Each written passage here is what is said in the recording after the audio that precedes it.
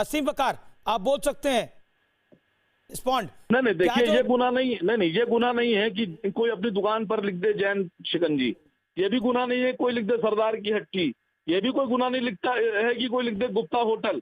लेकिन ये गुनाह है कि सर मुसलमान का आना मना है। कहाँ लिखा हुआ है कि इस गली में मुसलमान का आना मना है? ये गुनाह है कि मुसलमान यहाँ सामान बेचने ना आए। संबित हो गुनाह है सर, कहाँ लिखा हुआ? ये गुनाह है। मैं बैनर भेज दूंगा आपको, मैं बैनर भेज दूंगा सर। नहीं पर बिल्कुल गलत, यहाँ झूठी बात। असीम वकार, पर झारखंड में तो कहीं नहीं लिखा था कि मुसलमान का आना गुनाह है। झारखंड के अंदर तो झंडे को हटाने की बात की गई है, केवल और केवल भगवा झंडा।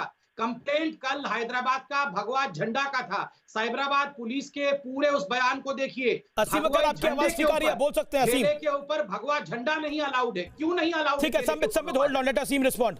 Yes Aseem 20 second. असीम वकार, नहीं देखिए, अगर आप जैसा हिंदुस्तान बनाना चाहते हैं तो ये ऐसा हिंदुस्तान अगर आप बनाना चाह रहे हैं, सांप्रदायिक हिंदुस्तान बनाना चाह रहे हैं, तो मैं समझता हूँ ये आप बेहतर नहीं कर रहे हैं हमारे हिंदुस्तान के साथ। तो आप क्या समझते हैं कि आपको कामयाब होने दिया जाएगा? बिल्कुल भी कामयाब नहीं होने दिया जाएगा जी। और आप ये मत समझिए खाली हम ही आपके खिलाफ हैं।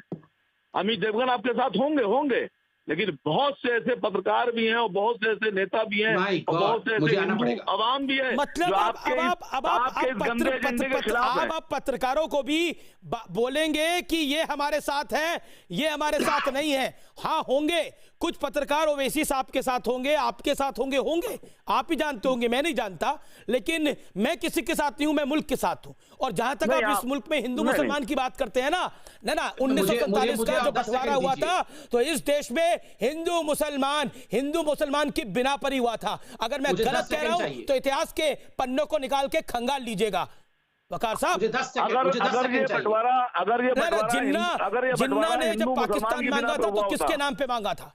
इतिहास के पन्नों को खंगाल लीजिएगा। सुनिए, किसके नाम पे बंटवारा हुआ था? उन्होंने मांगा होगा, लेकिन ये बंटवारा मांगा होगा, लेकिन इसलिए आप बार-बार ये मत बोलिए कि देखिए सांप्रदायिक सौहार्द एक तरफा नहीं होगा कि जमात वाले लोग बलमूत्र भी त्यागेंगे और वो गाली भी देंगे और वो बिरयानी के लिए मारेंगे भी और उनकी बात भी सुनी जाएगी। ऐसा नहीं होगा सांप्रदायिक सौहार्द। सांप्रदायिक सौहार्द ये भी नहीं होगा कि एचडी कुमार स्वामी की शादी में लोग खड़े हो जाएंगे और उन पे कार्रवाई नहीं होगी। सांप्रदायिक सौहार्द वो भी नहीं होगा। सांप्रदायिक सौहार्द वो भी नहीं होगा जिसमें बीजेपी का एक नेता अगर लॉकडाउन तोड़ेगा तो उनको उन्हीं की सरकार गिरफ्तार कर लेगी। सांप्रदायिक सौहार्द वो भी नहीं होगा। इसीलिए मैं कहना चाहता हूं कि हम सच के साथ रहें। सच के साथ रहने वालों को मुश्किल जरूर आती है असीम भाई, लेकिन लंबे अरसे तक चलता है वो सच। इसीलिए इस देश में 70 साल के अंदर कई बातों पे पर्दा डाला गया, लेकिन अब उन पर्दों को उठाने का वक्त है और वो पर्दे उठ रहे हैं, इसलिए चेहरे सामने आ रहे हैं और निरंतर आते रहेंगे। अब मैं रुक करता हूं सदाब चौहान का। असीम वकार, आप कुछ कहना चाहते हैं तो आपको भी मौका है, बोलने की आजादी है। कहा कि ये देश का बंटवारा हिंदू मुसलमान के नाम पे हुआ। पाकिस्तान, ईरान, सीरिया नहीं है ये। नहीं सर, आपने कहा कि ये देश का बंटवारा हिंदू मुसलमान के नाम पे हुआ। सर, अगर मुसलमानों ने हिंदू मुसलमान के नाम पर इस देश को ना चुना होता तो आज पाकिस्तान से ज्यादा मुसलमान यहाँ ना होते। हमने अपना मुल्क अपनी मोहब्बत से और सेकुलरिज्म के नाम पर चुना है।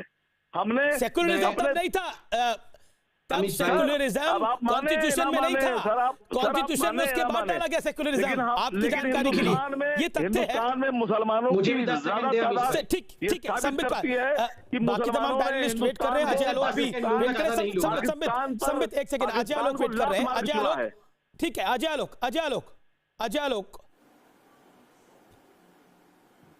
आलोक ओवैसी साहब को लग रहा है कि लॉकडाउन का फैसला गलत है और ये तो सरकार के जुरिडिक्शन में नहीं आता, केंद्र की सरकार के।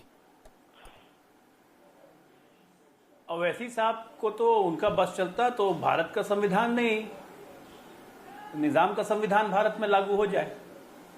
मुझे ये समझ में नहीं आ रहा है कि हम लोग पिछले 1-1.25 महीने से इस बारे में बात चर्चा कर रहे हैं। हमेश मैं आपको 2 बार बोल चुका हूं कि आप में अद्भुत पेशेंस है। क्यों सर फोड़ना है? नहीं मानने वाले हैं ये लोग, नहीं मानेंगे। जमातियों की कोई गलती है या तबलीगियों की कोई गलती है, नहीं मानेंगे। अब इनसे बहस करने का समय खत्म हो गया। आपको कोविड की लड़ाई हम आधी से ज्यादा जीत चुके हैं। अगले 20 दिनों में इस लड़ाई को खत्म करना है। जितने लोग हैं ये लोग, इनका भी इलाज करना है क्योंकि ये हिंदुस्तानी है। आज का समय देखिए, फिर से ये हिंदू मुसलमान करना शुरू कर दिए। आपने बिल्कुल ठीक कहा, कौन नहीं जानता है कि 47 का बंटवारा धार्मिक आधार था, सब कोई जानता है।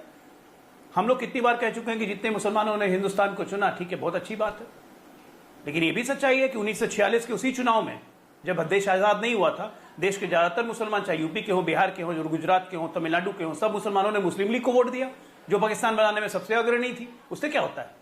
लेकिन आपने जब हिंदुस्तान चुन लिया तो हिंदुस्तान आपका मुल्क है, सारे मुसलमानों का मुल्क है। यही बात संविद भी तो कह रहे हैं कि तबलीगी मुसलमान नहीं है, तो उस बात पर डिसएग्री क्यों कर जाते हैं कि जब हम तबलीगी की बात करते हैं तो हम पूरे मुसलमानों की बात नहीं करना। एक से एक मुसलमान हुए, एपीजे अब्दुल कलाम आपके आइडल नहीं है, लेकिन ओवैसी आइडल आपके हो जाते हैं, ये कैसे भाई? इसलिए आज हिंदू मुसलमान का चर्चा करने का वक्त नहीं है। मुझे लगता है कि हम लोग कोविड से कैसे लड़े, आज इतनी अच्छी मीटिंग हुई है प्रधानमंत्री की, देश 3 तारीख के बाद लॉकडाउन से कैसे जाए, उस पर जरा चर्चा करें तो ज्यादा अच्छा हो। ओवैसी साहब की बात क्या करनी है? जब उगलेंगे जहर ही उगलेंगे। निजाम का संविधान लागू कर दीजिए देश में, ओवैसी सबसे ज्यादा खुश हो जाएंगे, उनको प्रधानमंत्री बना दीजिए। इस्लामिक राज बनने में एक दिन नहीं लगेगा, ओवैसी को प्रधानमंत्री बना देते हैं, अगले दिन इस्लामिक राज हो जाएगा भारत। उसका करते रहेगा सेकुलरिज्म का झंडा बुलंद। आप लोग यही चाहते हैं क्या? आदमी को पहचानना सीखिए, हम लोग सब जान चुके हैं हुकूमत रही तब तो हिंदू राज बनाया नहीं, इतने साल क्यों बनाएंगे? हुकूमत रही तब तो हिंदू राज बना नहीं। अरे क्यों बनाएंगे? क्यों झूठ बोल क्यों बनाएंगे? कुछ नहीं आता जाता क्यों बनाएगा? बनाना होगा तो किसी से पूछना पड़ेगा। तक मुसलमानों का राज रहा, अरे हुकूमत रही। आप ओवैसी साहब की क्रिटिसिज्म क्यों नहीं करते हैं? क्या संवैधानिक कह दिया लॉकडाउन को, जो 33 दिन से इस देश में चल रहा है, उसको असंवैधानिक कहने की हिम्मत रखते हैं वो? सालों तक 700 साल ओवैसी साहब से असहमत होइए। किसी मुस्लिम बादशाह ने हिंदू राज घोषित किया?